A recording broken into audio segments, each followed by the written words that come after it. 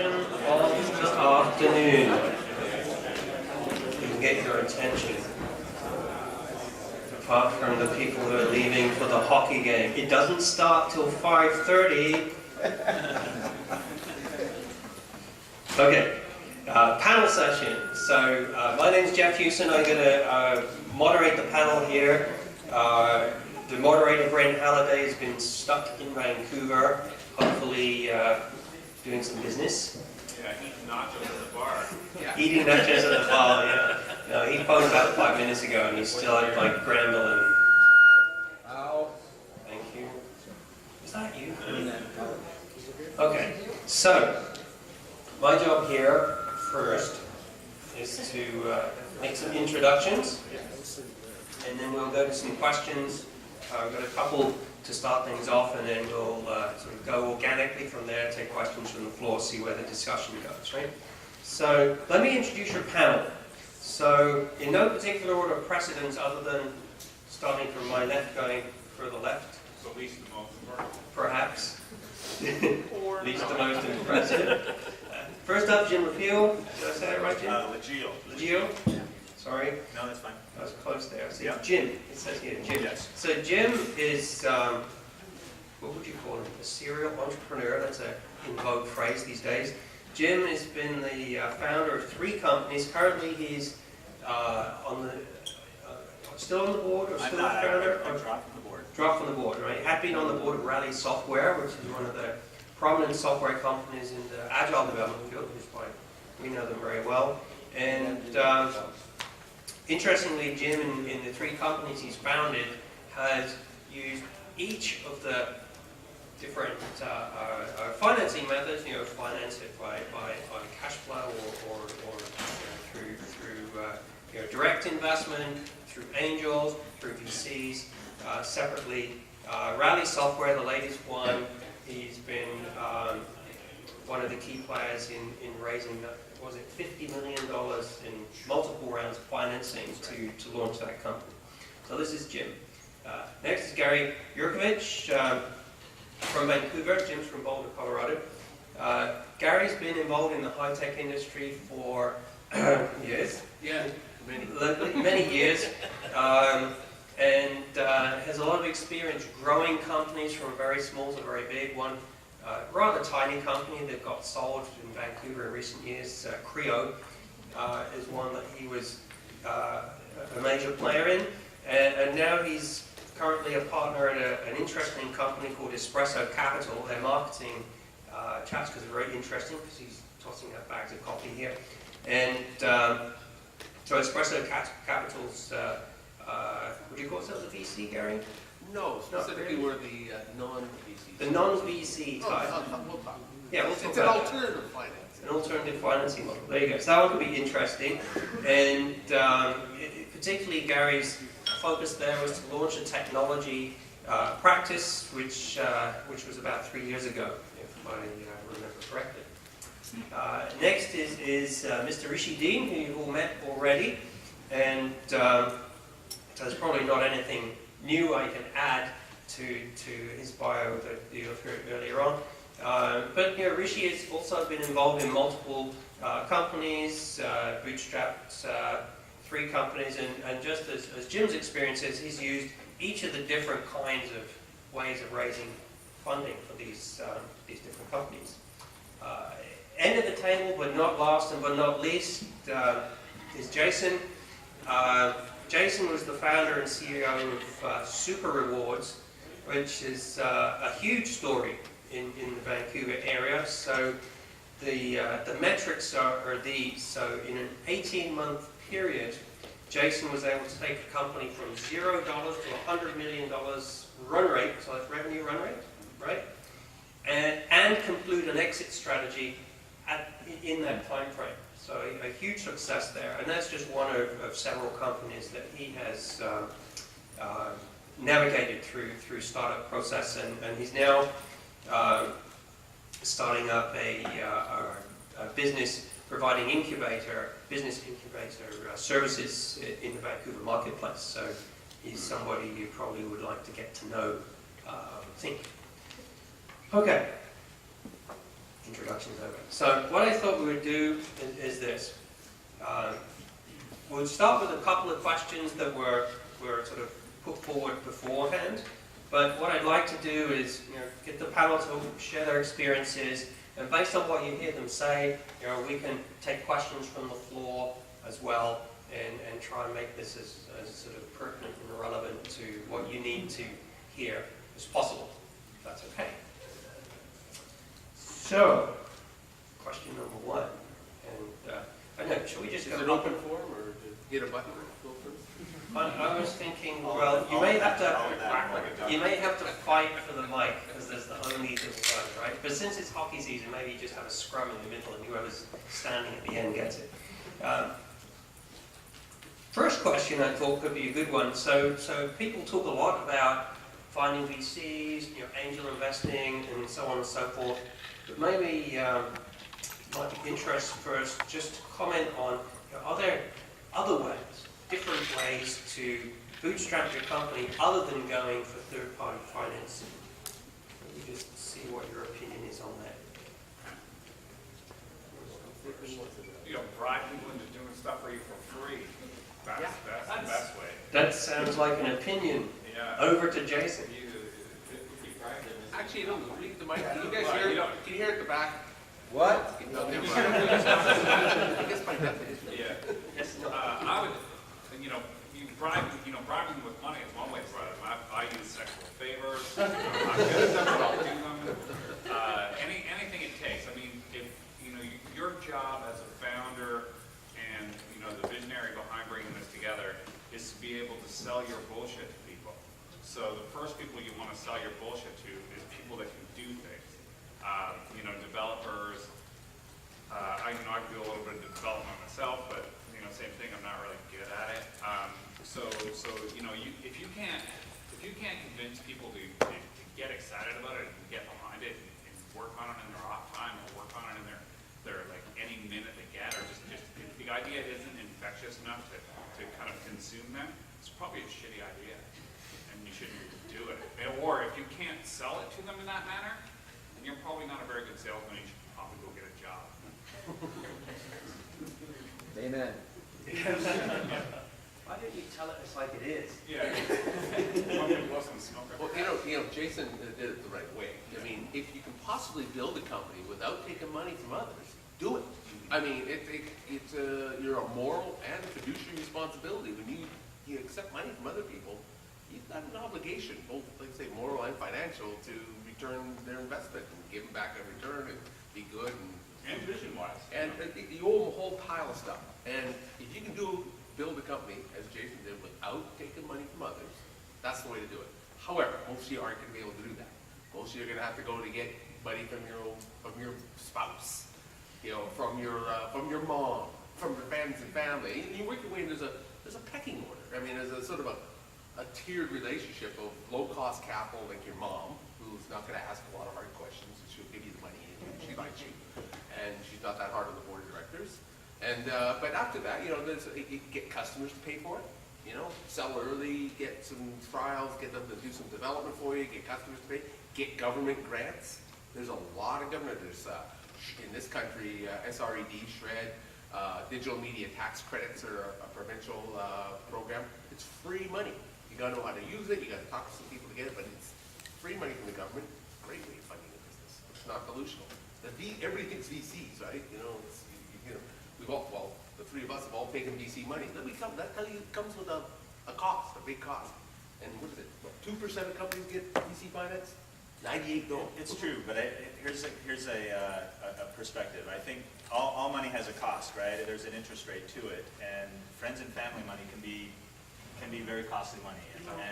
And if you don't return, it could damage perhaps relationships that you have, etc. I think you touched on something that's really important. My first business, I had 3 co-founders, the 4 of us owned it, and we borrowed $100,000 from my co-founder's father. And we purchased a piece of equipment, and it was in the video telecommunications space, and we quickly learned that we could pay AT&T in 120 days, and our customers would pay us in 30.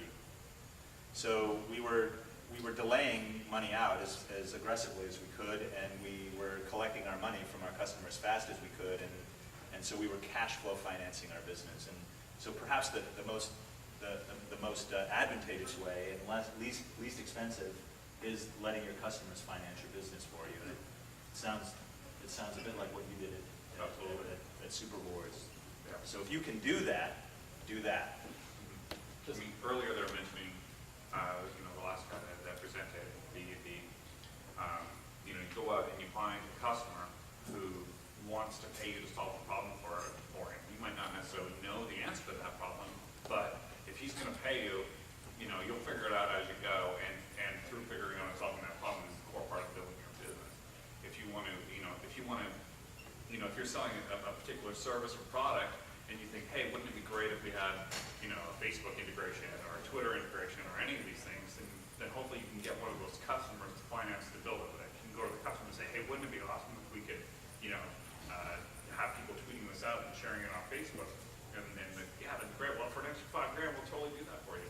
And then boom, now you've got a core feature built into your product that somebody else pays. And tying it to the premise of this conference, right? The idea is to deliver faster and quicker to the customer. The more smiling faces you're making in your customer, the more confidence you have that you're delivering something in the market that people are willing to pay for.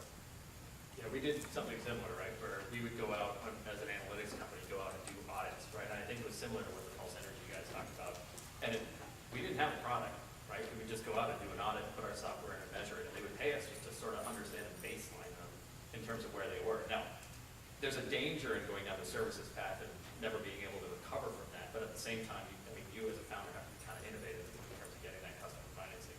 One story I want to share really quickly is, how many guys know the company Airbnb? Y Combinator startup backed by Sequoia. Do you know how they made their first seed money? They went to the Democratic National Conference and made Obama O's. They basically took, I don't know, Fruit Loops or Cheerios or one of those things. They put a skin on top of it and they sold Obama O's and it became whatever, et cetera, right? And they sold them for like $50 a box. At my consumer products company, we did something similar. We had all those prototypes that I put up on the board in today's presentation. We sold those for $1,000. And how did we do that? We got a certificate. We put them in a nice box. We had a certificate signed by the founders. We made it a collector's item, so that when the company went big, our lawyers have them in their offices and things like that. And we were able to find innovative ways to sell shit, basically. But It's all marketing. It's all shit. Someone doesn't want to buy it. That's right. All right. So, if we do want to go the outside investment route, how do we find the right VC? How do we find the right angel? How many people here are not from Vancouver? About half, right? Vancouver's a tough town. It's not a big town, and there aren't a ton of options in town. So going out and finding the right people in Vancouver is not that hard. If you start knocking on the right doors, you're going to get introduced to them. There's not that many of us. And other places it's different. But you really want to think about, how much do I want? And we can hear great stories of, I raised $50 million, blah, da, da, da. But if you don't need $50 million, I highly recommend that you don't raise it. You should start with what you actually need, figure out what that is, come up with that dollar amount, and then begin to come up with ways how you can do that same thing on half that amount, and then start knocking on the doors. I mean, there's the friends and family that we already talked about, and then the next step up from that is local angels. Guys who will write you a check for $25 to $200 grand. Hopefully you're going to get better. You don't want to go and get that money from Joe the dentist who doesn't know the first thing about software development. Hopefully you'll get it from somebody who's kind of been down that path before and can give you a lot of introductions. And in that case, it's less about the $25 grand and more about what he can really do for you. So do you want the money from someone in software development or someone in the industry in the field trying to make software for? Anybody who's going to write you a check is who you really want money from. Joe the dentist will look good at the end. If there's nobody else, For sure. But yeah, you want the money from the person that's going to give you the most added value, right? The person who's going to be able to make the most introductions. I mean, they say, you know, there's a common saying in the Valley, you know, there's one thing that a venture capitalist is good for, and that's a free lunch. You know, every venture capitalist will buy you a lunch. The other thing every venture capitalist is good for is introductions.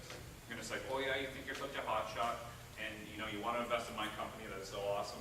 You know, I'm not really sure if I want your money because I'm not really sure, like, who can you introduce me to? And they all want to show off and say, oh, I can introduce you to this guy, I can introduce you to that guy. And so you can get lots of introductions out of it. And I would add though, Jason, and we were talking about this earlier, you want to find somebody that you're going to trust. If you've created something, so we live in wonderful countries, right? We can take a blank piece of paper and write down an idea, sign it, and file it with the government, and we now own a company.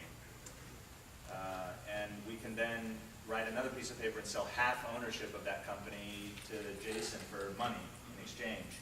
But now I've created this thing. It's my intimate child. It's a thing I want to grow, but he owns half of it. And so hopefully he's a good person, not a bad person. And hopefully he's a smart person, not a dumb person. And good meaning his intent is not evil, right? One of our investors, a guy named Brad Feld, who it's Feld Thoughts, he's on our board at Rally. He says he likes to invest in companies of entrepreneurs that he could go bowling with for 2 hours and enjoy the bowling experience. That on a personal level, there's a sense of trust and friendship and respect. So you ask what criteria, you know, let's be really clear. We think very carefully about who we're going to marry. I think you ought to think just as carefully about who might invest in your business, because you are selling part ownership and control of the thing that you're creating. So, You know, that's a good point. As an angel investor, I'm fairly active in several in Vancouver and the Pacific Northwest. You know, one of the criteria is, you know, how do you make decisions? Well, it's a complex thing, but one of them is, I don't say go bowling, but can I have a beer with the guy? You know, is this somebody that I've got some, and I can help out. For me, as the investor, it's the same thing. I don't want to just be a passive investor. Like my stock market, I want to be a passive investment. I want to see if I can help. I can. Some industries and some opportunities, I absolutely know people. We can do open doors, may introduce you or find ideas and help out in different ways and see things. Other ones, I have no clue. I'm probably not going to get very engaged. And it might be the best thing since sliced bread. And you're not going to engage me, but there'll be somebody else who will. in the early phase of a business, when you start up, your investors act almost as a pseudo board of directors, right? They're your advisors. They're the people you call in a crunch. They're the people that you call because your key employee or your co-founder isn't showing up for work, and you're stressing about the dynamic of issues you're facing. You can call someone like Gary, who's got years of experience behind him, and they can give you the quick answer, the approved solution. So, Just to be clear, angel investing is not the greatest way to make money. Right? So if somebody's going to write you a check for 50 grand, there's got to be more in it. There's got to be an emotional investment or something that they feel they can add value to it. They feel that they can bring something and actually, otherwise they'll put their money in the S&P 500 or something like that, right? Which is a better investment by all accounts, right? So I think it's tapping into that emotional thing and, either giving back to the community or Most angel investors are entrepreneurs who have hit one over the fence, and like for me, I feel a sense of obligation to give back to the community that gave so much to me, that allowed me to do what I did. And part of it is now I'm old and fat and lazy, and it's more difficult for me to I'm reasonable. I haven't lost all my hair yet, but I'm on my way. And so it's harder for me to do it in the same way. And when I talk to entrepreneurs, and I talk to 4 or 5 of them a week to hear about what they're doing, I feel that passion, and I'm excited about that passion, and I want to be involved in that. And I want it to be somebody that I can, get behind them and be like, let's do that. But then, I want to go home at the end of the day and watch the hockey game and watch with my kids and not carry the weight of the world on my shoulders. So angel investing is a way for us to participate a lot in that excitement and that fun of being part of that startup and risking the whole world without carrying the weight of the world. So at a point in my career, I was fortunate enough to be able to take 3 years off and angel invest. And I was telling Gary, I asked my wife for permission to invest $500,000 across a mix of companies. I wanted to study the art of investing, and so I purposefully said, okay, I'm gonna hold out my card and angel invest, and I'm gonna look to invest $20,000 in 10 companies, and I'm going to reserve some money so I can do a follow-on investment when the company raises additional capital. And Rally, the company I'm now the CFO of, was one of these companies. I made it my point to reach out and spend as much time with entrepreneurs as I could. And there were some deals that would come forward to me, and technologically I didn't understand them, and so I would sort them away. They weren't necessarily companies I was interested in. But the premise of the question is, how do you find these people? I think you're looking for qualified experience, perhaps market experience. You might also want somebody that just has good general business sense. Yep. They're gonna add value to the relationship and your company. It's not just about writing a check. There are a couple of forums in Vancouver, if you're from Vancouver, and any city usually has some sort of angel forum. Group of angel investors who come in, make a presentation, do your pitch, and also, a couple people come up afterwards, give you cards, and then you start the relationship. And I would say it's very hard to get to a VC financing without getting a little bit of angel money under your belt. I've never heard of anybody going directly to a VC without going through some degree of angel vetting process. In fact, Gary, I would say you cannot do that. I can't imagine unless you have Jason is now a known entrepreneur with a substantial success, and there are VCs waiting to finance his next deal But without. he'd be his own angel there. True, but if you decide to raise capital, because you have had success, the filter, so to speak, is set aside now, and he can raise venture capital on a business plan. But unless you have that, it's a very difficult thing if to go to the next level up and raise venture capital. That's just my experience. I mean, it's called social proof, right? Yeah. If you don't have social proof, it's a lot more difficult. If you can find one guy in the city who's got some experience and some reputation and some clout, then it's going to be 50 times easier to get the next guy. It's getting one guy who believe in your vision, buy into it, write you a check, and then you're not necessarily golden from there, but that first step is huge. Absolutely true. We invest in herds. There's a momentum. I didn't get into this, when I first started getting into the angel investing side of things. There's a momentum, and there's a critical path that the company is going. This looks like a pretty good deal. And a few of us are talking to each other. Yeah, that's right. Boris is in that one? Yeah, Gary's in that one? Boris is in there. Well, that's good. Okay, I know Boris. Boris invested in my deal. I'll invest in his thing. And it's this cabal. It's not formal, but it's serious, right? Someone will call you up and say, "What do you think of this? Yeah. Is this story for real?" Exactly. And so things have to check out. Yeah, and we'll all go, like, if I'm looking at a company, I'll say, because I believe all the shizzle and fizzle. I think it's all great. And I sit down with somebody, and it's like, wow, you're really excited about this. I'm really excited about this too. And then I go step back, and then I'll say, hey, Gary, look at this guy. I think this guy's got something. And then Gary will go talk to him and be like, that guy's stupid. Are you kidding me? I don't get that at all. You couldn't even form a sentence. I'm like, really? It was just me. Four other guys with a better idea. Yeah, that's right. Okay, you want to take a listen. Yeah. But truly, if Boris came to me, if I put money in his deal, he's put money in mine. If he came to me and said, Gary, you should look at this. That comes with a much little higher order deal. It comes with. From the guy showing up when you door, right? Yeah, that's. I get calls every day. I mean, I don't know but sorry. So say you get an angel in, you get a VC in, what do you give up? Equity give up. Not just, but beyond the equity is there. They're giving you money, you're giving them a part of your company. Your But soul. beyond that, operationally, Soul. what happens, right? They're not going to just stand back and wait to see you succeed. Presumably, they're going to have a certain amount of hands-on, right? What you need to do before you head up and take money from anybody, Jim and I were talking earlier, and Jim was saying, some VCs are evil and some VCs are not evil. And I mostly agree with that, but I would say that every VC is evil. if based with an uneducated entrepreneur. Your job as a VC is to deploy capital and get an ROI on that capital. If somebody comes to you with a brilliant idea and is passionate and excited and wants to, and you feel like they can do it, and they're willing to give you their firstborn child for $25,000, you buy it. it's just the reality of it. So- So as an entrepreneur, you need to get out there and you need to make sure you're educated. You know what a preferred share is. You know what a preferred return is. You know what, all of, you're gonna get set with this term sheet that's this thick. It's got all kinds of gibberish in it that sounds like it's not relevant. Believe me, it's relevant. Very relevant. Yeah. And so make sure, and the great things, and that's the great thing about most angel investors, is they will help you out with that kind of stuff. Because for the most part, angel investors are guys who are out there and have done it, and are in it for heart as much as ROI. And so they're going to be really willing to kind of walk you through those processes and help you understand all of those bits. And also, I think, there's been a real groundswell of startup incubators.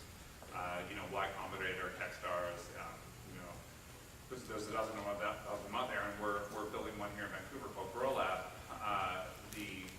These are like crash courses in how to build a business and how to understand a cap table and how to properly set up your corporation in the first place. How to get an MVP into the marketplace. You're gonna, and so the structure of most of these is everyone's a little bit different, but it's kind of anywhere from $15,000 to $25,000 in seed money. They're looking for small teams of kind of 1 to 5 founders, usually technically minded in consumer internet. $25,000 will buy you rice and beans for the first 3 months for you and a couple of co-founders. And in that, you're just going to learn a ton in that time. And at the end of that, then you're going to be ready to go out into the market and either raise some capital, find some customers, or build your business from there. And I think, I wish these things, they did exist, but I wish more of them existed a few years ago. I mean, I'm tempted to start again. I'm tempted to fill in an application to YC and see if they'll take me. And go for it. I think it would be a fun process. And anybody who's cooking an idea right now, but maybe you've got a half-assed product, maybe you've got a couple of guys that are working with you on evenings and weekends in your mom's basement, putting something together. You should apply to every incubator program in North America, and even if you don't get accepted to one, just that process is going to be great. And if you're in a position, especially if you're young and you're not too deeply rooted here with family, you can go to the Valley for 3 months, or go to Boulder for 3 months, or go to Boston for 3 months and go through one of these incubator programs, or apply to Grow Lab, and incredibly valuable experience. Yeah, Jason calls it a crash course. That's absolutely true.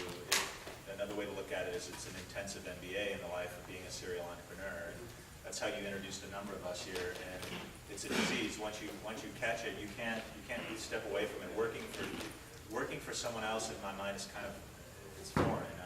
I'm a terrible employee. You never hire me.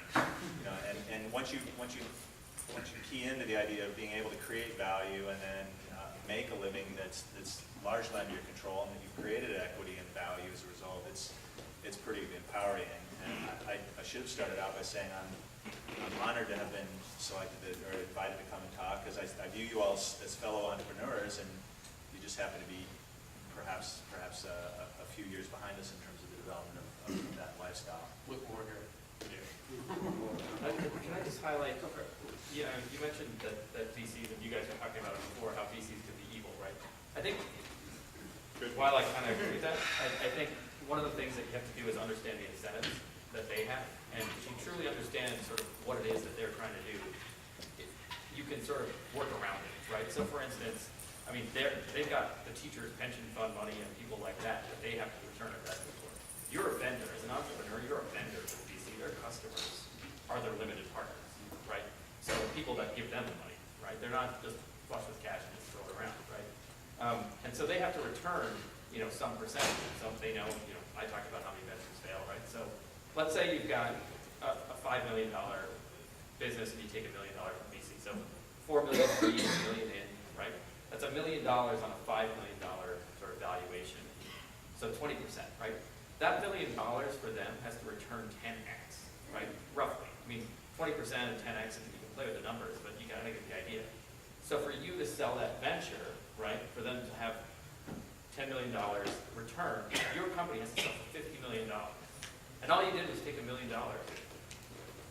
So in our case, we took $40 million in, right? So as you get bigger, right, the number of acquirers goes smaller, you know, the valuation goes bigger, the risk goes through the roof, so. Here's a tangible example of an investor that I consider evil. There's an angel investor in Boulder, Colorado. He's not active anymore, and the reason is the community has sorted him out. This is a person you avoid. But he was an investor in a company called Dante Software. The founders of that company sold their business to WebLogic. The founders have now moved on to a company called Collective Intellect. This person had family money, was wealthy as a result of being, there's a famous hot dog maker, and his wife was the heir to this money. And so he decided that he was going to become active in the local market and invest. And he invested in Dante Software, and one of the conditions that he negotiated when he invested as an investor was a first right of refusal on a follow-on investment, but it had to meet a certain threshold in terms of value creation. And so he owned enough of the Series A of the preferred stock that some of us had invested in, that he had the right to say whether or not this company could raise more money. And so this company reached a point where they needed to raise another round, otherwise they weren't going to meet payroll with 12, 15 people. And so a venture firm, Vista Ventures in Boulder, Colorado, came forward with a round, but it didn't meet the threshold that enough value had been created that this person's condition was met. And so this person said, no, I'm not going to agree to the round. I'd rather let the business fail than for me to be diluted and not meet my return that I've designed in the preferred interest rate. So that was somebody that, you know, as a fellow angel investor alongside of this individual, when I called him and I said, I'm absolutely shocked that you would let the business fail when all we have to do is accept this condition. We'll meet slightly less than our return than what we'd hope to get. And you're holding ground on an emotional issue, and the business will fail, and 15 people will be out of work, etc. And so this was a person that somehow didn't understand the game of it, if you will. It was still a positive ROI, right? It was. It wasn't going to be what he It's achieved. not like he's losing his investment. Ultimately, what it took was several VCs and a couple angels in the community to call him and say, listen, what you will do is destroy your reputation, and you'll be worked out of the community. And ultimately, that's what happened. But that's an example of somebody that you all need to be mindful of. And so people like, in this community, Gary and Jason are refugees. You all know who's seasoned and thoughtful and has the right intent. Well, they're not I evil. don't know them all, but yeah. So am I right that, so my expected play there would be, because you do see those kinds of conditions, and what often comes of that is one of two conditions. Especially as an angel, we see this all the time, where we have our pro rata rights, which means that we can invest more money up into, so that we can keep, if we own 10% before, and then you're going to raise another $20 million, that we can buy enough of that $20 million so we'll still own 10% at the end of the day. But often the bigger VCs, when they come in, they'll say, we'll only do this if the angels give up their pro rata rights. Like, the angels are coming in pro rata, then we don't get as much, so it's not interesting us, and if we want to do the deal, then don't do that. And what I would expect in that case was, the play he was trying to make was, I have the power to stop this deal. Yes. So therefore, all of these people are going to lose this job, and this thing is going to fail, unless you take my offer, which is less or more, or somehow in my advantage. So I will come and save the day, because I'm a hero. So in this particular case with this person, and now we're starting to get into perhaps some of the finer mechanics, this person wanted an increased warrant carry to equalize him in the round so that he didn't dilute according to having not met his threshold. But the point I guess I wanted to make was that there are some people that you want to be careful of, because you are selling ownership in the company that you have created, and now you co-own it together with them, and hopefully they are not evil people. Understand what the liquidation preference means. Yeah, that goes back to what you said, Jason, about understanding the T's and C's Yeah. thoroughly. If they don't seem relevant, they're still relevant. And it's complicated stuff. I mean, I got a crash course in this time. You know, I paid $700 an hour lawyers to teach me this stuff, and it was not cheap. And they love to get on a call. We get all 5 of them together. There's a law firm. There's a law firm in Silicon Valley called Fenwick & West, and they publish a pretty interesting PDF on a quarterly basis, and they show all of the terms and conditions of term sheets that the typical venture investment has. And they show the trailing 8 quarters of the terms and conditions. And if you download this, what you'll see is a lot of categories of terms and conditions that you won't understand. But if you Google these and start to study, you'll get an understanding of how venture capital term sheets are created. You'll also, as a result of studying this, get a sense of the marketplace. So one of the things when you're a serial entrepreneur and you're raising venture money, you want the, in theory, you want the pre-money lifting, rising. Fenwick and West study will show you the state of the market, how liquid, how favorable conditions are, how unfavorable are. I don't know if you've all seen it. Significantly different in the US versus Canada? Oh, absolutely. They tend to blend after a while. Yeah. You know, a long time ago, firms had different terms, but over the last 10, 15 years, I've seen them kind of evolve, and they go in fashion. Like this week, or this quarter, there'll be a multiple on your liquidation preferences of 3x, and then went to 2, and then to 1, and then it models around. So these things come and go in cycles, and I think that's what that. That's what Fenwick and West Right. this It's a report little showed. fashion, and Yeah. they all tend to follow kind of, I find, pretty much the same terms and conditions all the time. So Fenwick and West would still be a useful resource for. Oh, yeah, same terms, yeah. I think so. A liquidation Yeah. preference is a liquidation preference. Yeah. The general terms are the same, it's just in Vancouver, you know, the Oh, the negotiation style, process. oh, yeah, different every zone, that's 100%, yeah. The terms and conditions. They're more polite up there. There you go. Let's take a question from the floor. This gentleman. Yeah, I spent a bunch of time living and working in Silicon Valley where equity compensation for employees, especially co-founders and early employees, was a really big deal. And up here in the companies I'm seeing as an angel investor, that's not happening, and I'm led to believe there's something about tax treatment of equity compensation in Canada. It's actually more favorable in Canada. In Canada, a company can give an employee an option, and there's no taxable benefit on that option, no matter what the strike price is. It could be below fair market. I'm not going to get into the tax regulation, but Canada actually has a very, very preferential way, because if the employee holds the share for 2 years, it's treated as a capital gain regardless. So it's actually much more useful to have equity given to your options given to you in Canada than in the US, where it can be a taxable event upon issuance, which is a much more problematic problem. Authority to invest, right? Yeah, Yeah. I think the main reason is just the flavor. In the valley, Yeah. that's expected. As an engineer in the valley, you ask that in your interview, so what's your options package? People just don't ask that here. And I also find is that I'm on a board of a bunch of tech companies here, and we have this debate all the time. There's no right or wrong. Some companies have, everybody should have an option. Everybody in the organization, from the receptionist to the CTO. Other companies have found, and then there seems to be more of a trend, that the receptionist doesn't really get what these are anyway. Why give them away? They are dilutive. They do cost on the EBITDA line. In other words, it's a cost to the company to give away these shares. Don't give them to people unless they value it. You'll give her a raise of, or give him a raise of $500 a month rather than give away valuable options. So there seems to be a trend now, maybe only senior executives and really important developers, or But to put on my evil hat, a lot of people have a perceived value around those, and especially in the value. Yeah. In value.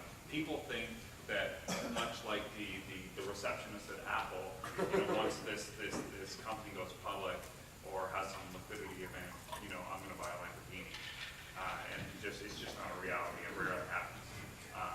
So there's value in stock options in recruiting and retaining employees because they want to stick around for that liquidity event. But more often, as an employee, I would say to you, take the cash every time. Given between the cash raise and the options package, take the cash every time. Right. Exactly. All right. As an employer, I say take the options. Been talking for a little while.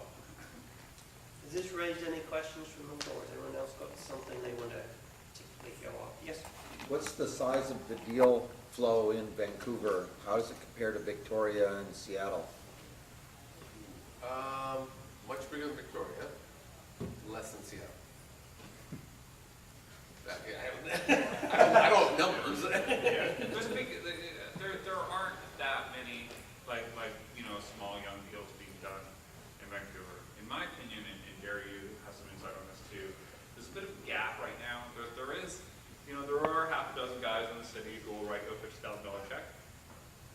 maybe you can get 3 or 4 of them together and you'll get a $250,000 check. But there's a big gap between, you know, $100,000 and $2 million. You know, there's a few firms in town who have the ability to write $2 million checks. I don't see them writing nearly as many as I'd like to see them writing. But there's kind of a real gap in between. I think anybody in this room who is seriously giving venture capital a thought and wants to raise a couple $1 million or even $1 million, you might get a piece of it here and you might get some social proof here, but more likely than not, you're going to need to go to that. The other thing is, and I'm not saying I'm the spokesperson for all the angel investing in Vancouver by any stretch, but I tend to know most of the guys or people who are writing checks. Yeah. And there is a little bit of fatigue of, you know, you give somebody money, they put it in their company, they're doing okay, but it's a 5 to 10 year old. And boy, that gets old after a while. You know, you got like 5 or 10 of these companies in your thing, and Yeah, I'm $100 still million like, on paper, nothing in your pocket. and they could be booming, right? Yeah. They could be doing very well, and you're sort of like happy, but you actually don't have any money. You can't go to Safeway. Yeah. You get a very illiquid stock, and it's a long-term partnership and whole. And I know personally, one of the reasons I started Espresso Capital, it's a bit of a niche thing, but it's most of the angels in town who are funding it. They're my LPs, myself and Ellen. It's that equity. There is a need for working capital, and it doesn't always have to be equity. There are other ways of moving working capital through the system to give a little, you know, grease into the skids, if you will, the wheels of commerce. Because it's hard. Everybody's tired of sitting around and waiting for 10 years for one of these hits. I've been lucky enough to get 3 hits, you know, 3 angel investments where I've been involved and got back. But that's a real exception. Most guys, you know, are still looking for the first one. Do you want to expand on some of these alternatives to equity that you mentioned? Well, I think we're still talking about, like I say, it's sources of capital, and that's customers. I mean, that's, I mean, we talk about angel investments and all this other stuff, but the government programs, in certain cases, debt. In certain cases, startups, that's harder, I gotta admit. Advances on your shred claims. Well, that's one of the Yeah. things we're doing, advances on your shred claims, you know, but if you're getting to a cycle, you know, you all probably know this, but I mean, if you think of valuation, right, you always think of, well, valuation over time, right, valuation this way and time, you'd like to think it's a linear relationship, but it sure is not. It's a great lumpy step function. And so those step functions mean that at certain points, you're not really creating much value, you're just burning money, and at some point, something happens, a milestone. Customers are paying you for your product. That's a big one, right? A big one. Customers paying for something. Wow. Because that means you've got, you know, commercial proof. And at that point, you now can go raise money because you've created a lot more value at a much higher valuation. And if you're trying to get to that point, say you're 3 months away, there's a time when maybe you want to take a little bit of debt. You normally would want that, but just to get you to that point. So there's a bunch of tools in the cabinet now that are out there. It's not just equity, it's not just VC financing. And again, most of the stuff we're doing, like, you know, look at you, Jason, I mean, you guys are built buildings. And when we did Creo, we had to take $20 million from a VC to make that work. But we're building big ass honking pieces of iron. They need $20 million to build the infrastructure. You know, you didn't, and a lot of companies, you don't need a lot of. It's not physical, right? It's not physical. You look at these. You look at many of the social media companies and all the stuff that's going on. You don't need $10 million anymore. You need 500, 2 million, maybe 100, maybe 100, maybe 500. The premise of the lean startup. Yeah. Wufu just sold, Y Combinator. Wufu just sold for $35 million. They took $118,000 in angel money. $118 to $35 million. Now that's what we all like to put our name on. I didn't get in that one. Jamie, you wanted to say something? Well, I was just going to say, I mean, I like to, there are times I boil things down into simplicity, and there are 4 ways that you can get money when you are an entrepreneur. You can sell some of the ownership in your company. You can borrow it from people that will lend it to you. You can apply for it and have it given to you by some government entity. Each of these have sub-flavors, right? And then the last one is that you can make it. And the way that you make it is you sell something for more than it costs you, or you make it by, you get people to pay it to you faster than you are paying it out. You know, I mentioned earlier. Cash flow, right? Positive cash flow, or you become nimble in the way that you pay your vendors.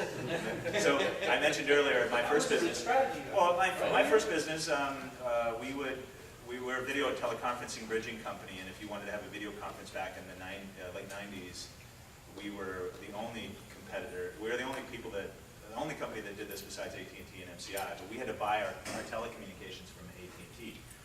And AT&T had a provision in their billings that if you could prove to them that they had a billing error, then they would present you with an accurate bill. So what I would do as the CFO every month was I would find 7 errors in the bill, and I would say, I will pay this when you present me an accurate one.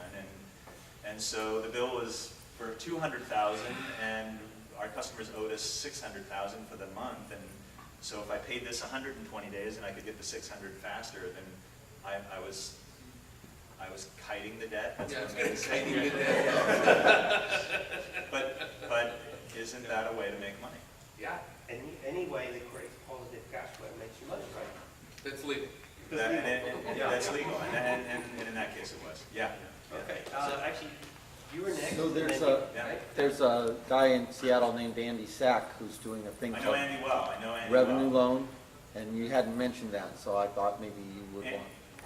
I know Andy well. He's a founder of Techstars, or I'm sorry, he is the franchise owner of franchise Techstars in owner, yeah, Seattle. Techstars was started by a couple guys in Boulder, Colorado. Andy's outstanding. So what's he doing? He's got a thing called revenue loan, which instead of taking equity, takes a royalty on the revenue. Yeah. And so you can, if you're gonna grow something that's not gonna have a liquidity event, Right. you can have essentially a capped loan from them that comes out of, as royalty It payments. comes out of customer revenue. Right. Yeah. That's called royalty loans. It's one in Boston also. I'm actually looking at those because I'm trying to figure out if anybody's making money out. If anybody's from Alberta, AVAC in Alberta does that. It's a government-sponsored organization, but they do the same thing. Right. Give you money on future revenue. So the deadline for Techstars in Seattle is May 20th if people wanna apply. And for Grow Labs, we're going to be releasing our applications in a couple of weeks from now, and we're starting our intake probably in August. And I'm not doing an incubator, don't copy. Okay, you had a question. So I wanted to add a fifth way to finance that is out of your own savings. If you're fresh out of college, you don't spend a lot of money. You don't have healthcare and kids problems. So you go work in a big company. You spend less than you earn, and after only a few years, you'll have enough money so you can go for several years yourself, just Yes. building out the product. Yes. If you find another couple of guys like you, that will be even better because then you can the savings will add up. Yeah. Absolutely. That would work. But I would say pick your co-founders wisely. And before you proceed on your venture, make sure that there's, let me say it right. You want to have a firm understanding between you and your co-founder about what they own and what you own. What is the relationship? And what the obligations post-partner. Yeah, there have been a couple of times where I've been approached by entrepreneurs who are starting their business, and there'll be 2 guys with a great idea, and I'll say, well, help me understand where are you at? It sounds like you have a customer. It sounds like you have some development. Are you what are you in the U.S.? Are you a C corporation? They say, no, we haven't done any of that yet. So then I usually say, okay, stop the meeting. You guys will go to a Starbucks immediately. You will figure this out. You will write it down on a piece of paper. You will immediately then take it to a lawyer that knows how to help put these things together, so that there isn't hurt feelings 6 months from now, and you guys there's a movie called Facebook or what is social network. Problems over each other as well. So that's a careful step. Beware the winkle buy. Yeah. It's important to talk through, just like, like a pre, what's going to happen in the worst case scenario? What's this going to look like? Lots of things can happen. What happens if I get sick? What happens if I have some kids? What happens if I have to, for whatever reason, move to, God forbid, Boulder, Colorado? What happens? And so, What about the activity of your partners? So- Are all partners going to be equally active in the business? Can they be passive partners as well? Yeah, That's yeah. an important thing. There's lots of, I've done this to myself just about every time, where you go into a situation, everybody's gung ho, everybody's dedicated to it. Oh, we'll paper it later. And we'll figure it out later. It's like, oh, something like this, and then all of a sudden it's like, well, it's time. It's like, oh my God, here we are.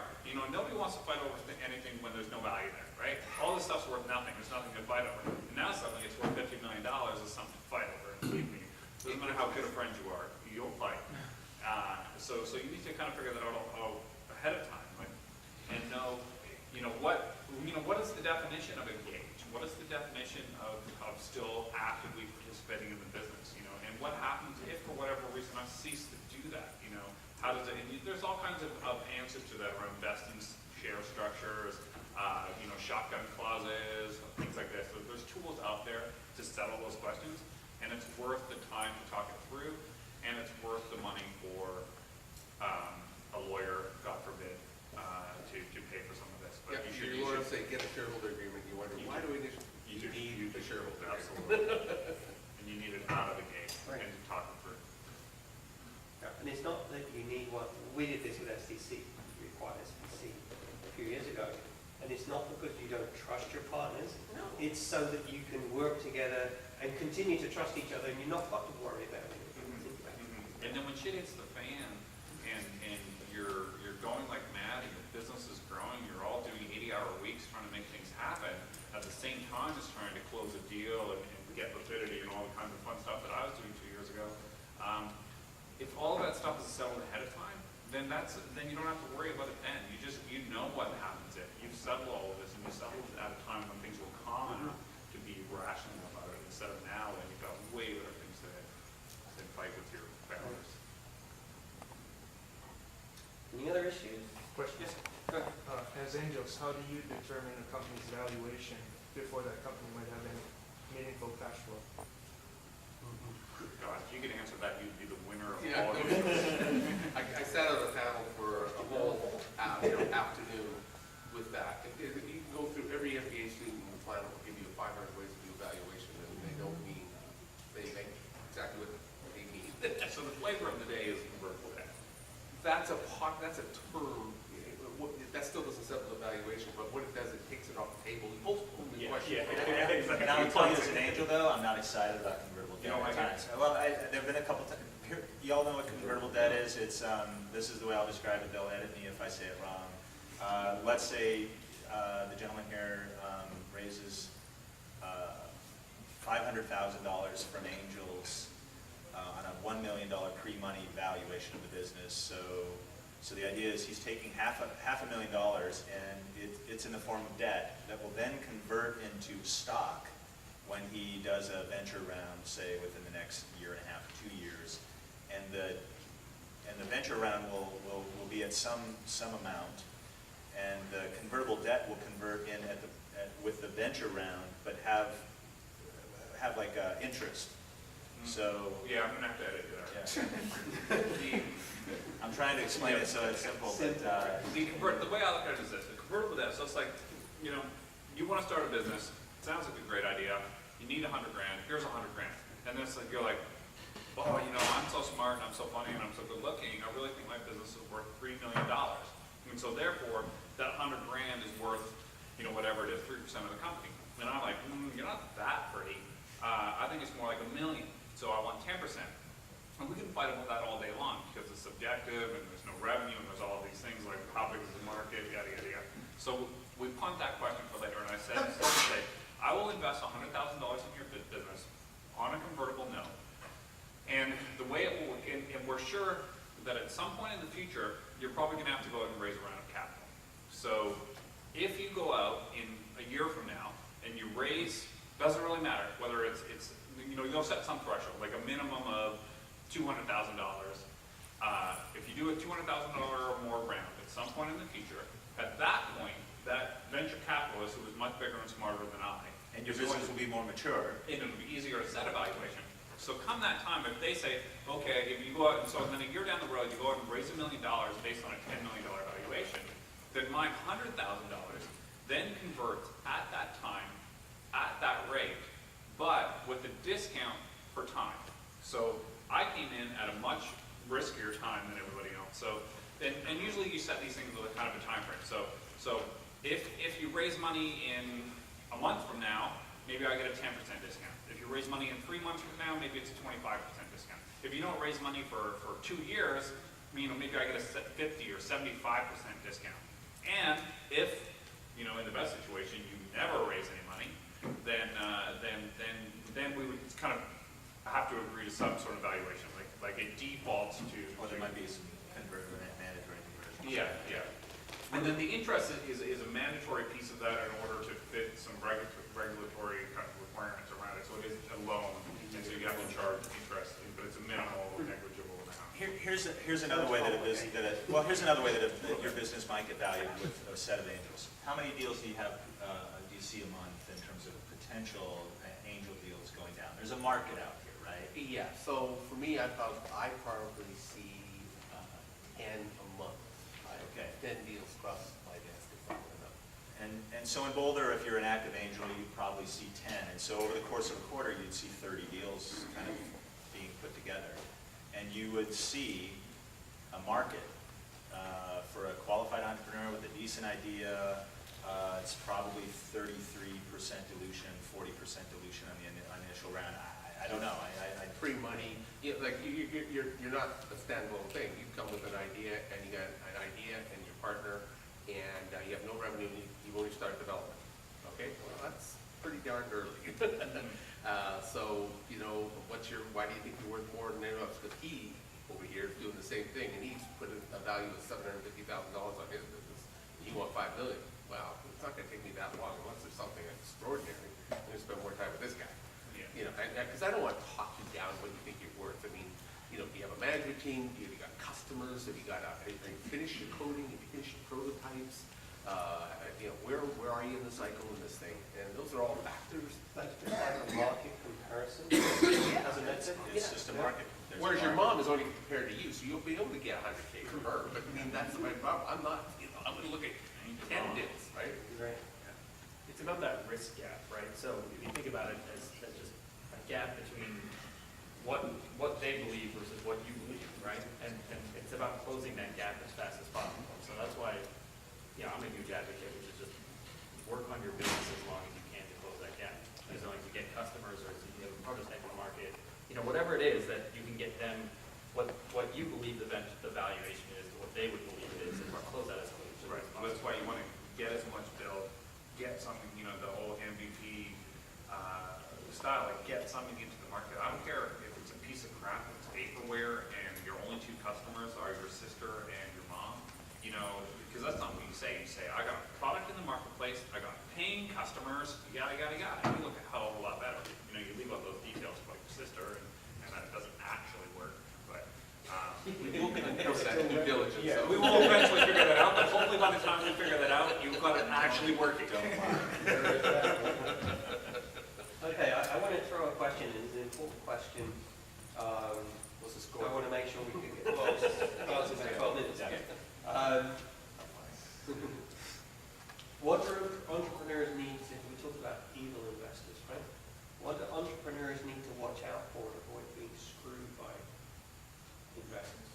So you need to make sure that other investors who aren't coming in on the deal are looking at that term sheet, and that other people can look at it and make sure that there aren't hidden things in there. I mean, we could spend all day talking about the types of things that might or might not be in any given contract, but unless you know, different things are going to be. If you're raising $100,000 or if you're raising $10 million, there's very different things that are going to be in the term sheet around, control of the board, for returns, the type of stuff, all of these things that are going to be fair in a $10 million deal, but aren't fair in a $100,000 deal.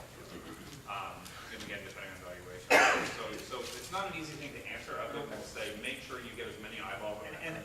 diligence is a two-way street, and a long time ago, a venture capitalist that has mentored me through my career is named Jack Pancracy. He's in Denver, Colorado. And he used to say to me, never approach a venture capitalist without logging onto their website or finding out 3 other companies that venture capitalist has made an investment in, and call the founder of that company to find out specifically how that venture capitalist behaves and whether or not the person's a good person.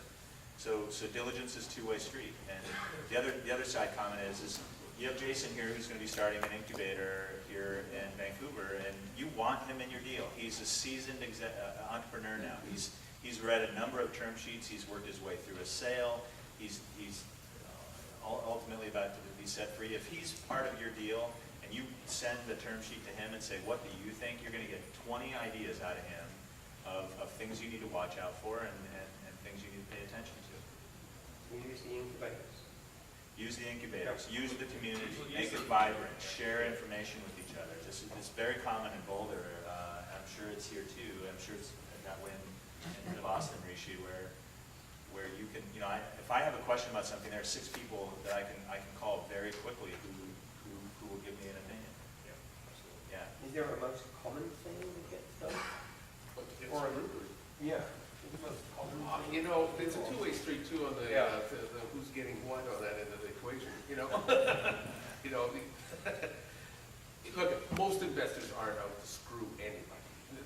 There are the odd exception. I think yours is really an outlier. I mean, even a VC, their win is your win. Anyway, if everything That's goes true. fine, it's a win-win. I It's agree. where it doesn't quite happen the way you promised it would happen, is where it gets a little dodgy. Yeah. That's where all these fancy terms and conditions are suddenly going to be of very high interest Yeah. to you and to the rest of your investors, because it's up to them, they're non sequiturs, it doesn't matter. You're going to be a Groupon, everybody's happy, and everybody's making money, and nobody's going to look at those things. But so if you don't do what you say you're going to do, you're going to be a $10 million a year revenue company in 2 years. And so when you talk about, dealing with venture capitalists and doing your due diligence, you want to look at this like, you talk to their wins, sure, you're going to get a great story from their wins, but talk to their fails and see how that turned out. Because that's when people's true nature comes out, is when shit's hitting the fan and everything's falling apart and your ass is on fire. That's when people's true nature comes out. Actually, there's a good VC in Seattle called OVP. If you go on their website, they got a great session of things they didn't invest in. Starbucks, Microsoft, blah, blah, blah. Yeah, it's just like, it's hilarious. It's good. Yeah. Why we thought this was going to be a loser. Yeah. But it just shows a little humility. I mean, they We don't know. We're making everything worth doing and seeing how we go. We don't have a clue what we're doing. There's definitely a shift in your career. When you're young, you want to show everyone how brilliant you are. Yeah. And when you're older, you have to show how you screwed up yourself so you know how not to do it, so you can advise everybody else. And being the oldest guy here, I guess I'm the most advanced screw up here. Stuck up on the panel. This is I got more ahead of me. So you get a couple more. Maybe we'll take one more topic. You've been waiting patiently. So Gary, I heard you say that you're seeing 120 deals a year, and you're not funding 120 deals a year, and some of those are probably still good deals. Yes. And so, would it make sense to double the amount of angel deal flow in Vancouver? And if so, what's the step that it would take to cause that to happen? Cash. There's no shortage of companies. Now, they're not all great companies. But there's no shortage of cash in Vancouver. There's Oh, just yes, there is. shortage of people Well, who are willing you to know, invest the cash. There's a shortage of cash in Vancouver. There's a shortage of angel. Usually, 80% of the cash. population can invest, but they don't. Angel equity cash right now is a little tight. I would agree on that, but it's not, there's a shortage of that because everybody's tired of, like I say, equity fatigue. We're all holding, 6, 8 companies in our portfolios and they're still there and they're not getting anywhere. I want a liquidity event. There hasn't been a lot of liquidity events. But there is cash there, and that's why I personally am trying to find alternative ways of loosening up that cash and getting into the hands of the community in more innovative ways. And that's a bit of a challenge because I'm kind of making this up as I go along. But there's definitely cash, and there's definitely great companies. And the traditional ways of doing it aren't working as well as they could. Are there alternative ways of figuring out how to make those two together? That's what I've been spending some time on lately. Yeah, and me too. I mean, that's. Yeah, you're that's the Y point. Combinator, it's the same thing, yeah. Yeah, exactly. That's why we're trying to build an incubator. We're trying to create, we're trying to create more entrepreneurs in the city. We're trying to, give people the cojones to stand up and do this. And that's, standing up on a panel here and saying, hey, I did it. It's hopefully going to inspire other people to do it too. Success will breed success. Yeah. Yeah. The community in Boulder 12 years ago was a third of what it is today, and just it's a systematic community working together. So, yeah. We're going to get there. Another question, right from the back. Besides finding how to solve some of the issues with the lack of the management experience in startups, where to seek for that help? Where to seek to learn how to become a manager or to find management? Find good guys, yeah. You know, one of the problems we do have here, and this is, I don't pretend to know how to solve this problem, but, you know, a lot of the companies, there's a company I've ever worked for in my life that's still in existence. And, which says something about Vancouver and the industry and tech industry in general, but all Vancouver based. We've actually done we're very good at starting companies. I don't know if we're all that good at making, you don't ever get the Microsoft or the Amazon or the, What about EA? EA was founded here. I mean, they're about to go out of business. EA is actually a California company, but But they're originally Vancouver. yeah, so they Creo, but then the Kodak closed them down. You know, you go through all the ones that got you. We don't do a great job as a city of making the big behemoths and keeping them alive very long. They get sold out. And then what doesn't seem to happen also is that, like my guys at Creo, there's 1,200 people here. Some great people. Some of them have spun off companies and done their own things. You know, a couple of them are very famous, like General Fusion, the guys doing the fusion stuff and all that. You know. But a lot of them seem to have gone sleepy. You know, they go to the 3Bs, they got the BMW, the beach house in the bay, and they they retire. And we don't seem to really go at it again and get back in the saddle. I don't know why that is. It's just West Coast lifestyle or something. Lifestyle city, perhaps. Maybe. I'm trying to puzzle my way through Boulders that. have the same dynamic. Yeah, Same I dynamic. don't know. Whereas the Valley seems to, it's like you guys got a hit, he's right back at it. I mean, maybe you're doing it here, so Yeah. you know, maybe you're the new general of this stuff. But I mean, for me, you know, it's you know, having attention deficit disorder and being, you know, this is in my blood. I can't not do this. Like, doesn't. Whereas other people, you know, that they're doing it because they're motivated by the money and by the success. And for me, you know, I do it for the new and the exciting. Same here. I can't not do this. And so I think it's a per capita thing, and it's also you know, nurturing those types of people to find the resources and get the tools together to do it. I think, you know, in a company the size of Creo, you know, with 1,500 employees, the typical person who works in a 1,500 employee company isn't necessarily the typical person that's going to build a startup. Right? so much. And I think that's the case. When you look at management talent, you know, we have digital, which is one big digital. One of my former companies also. Do you think I'm gonna hire anybody from digital? No. Right? Because like they know enterprise software from a different era, right? I want to get younger people who can punch above their weight, right? And work harder and grind it out. And couple that and maybe get somebody from digital as an advisor or as a mentor or somebody that you can learn from, but you can sort of filter what they would do operationally, right? And so I think when you're looking for talent, don't just say, okay, this person worked at Google and take it on pedigree. I think pedigree is a terrible way to pick management talent. I just Google think it's has awful. bad managers too, right? So Right, but you're so attracted to say, oh, this person worked at Microsoft, Yahoo, Google, whatever, right? It's like, it's a totally different environment, especially for a small So startup. if you're a new company, you don't want to get the old management, you kind of need new management, which suggests you've probably got to grow it yourself. So maybe the way you get it is, you know, the incubator model. Because that's where you've got a training program, as you call it. I mean, well, it's a long process. It's not a problem we solve overnight. You know, it's building up this community over the next 10 years, and even like looking over the past 10 years of building businesses in the city, you know, it's come a long way. There's a long ways to go, but it's getting there. You have an extraordinary brand up here. Yeah. Okay, you have an extraordinary brand, and a lot of locales don't have the brand that you all have. So you can definitely build. You definitely have a brand you can build on. Mm-hmm. I mean, it's a great city. Everybody wants to live in this city.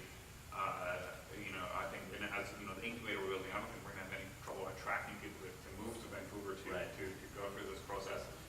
You know, there's events at least once a month, if not 2 or 3 times a month. Things like startup drinks, you know, the Vancouver Enterprise Forum, launch party.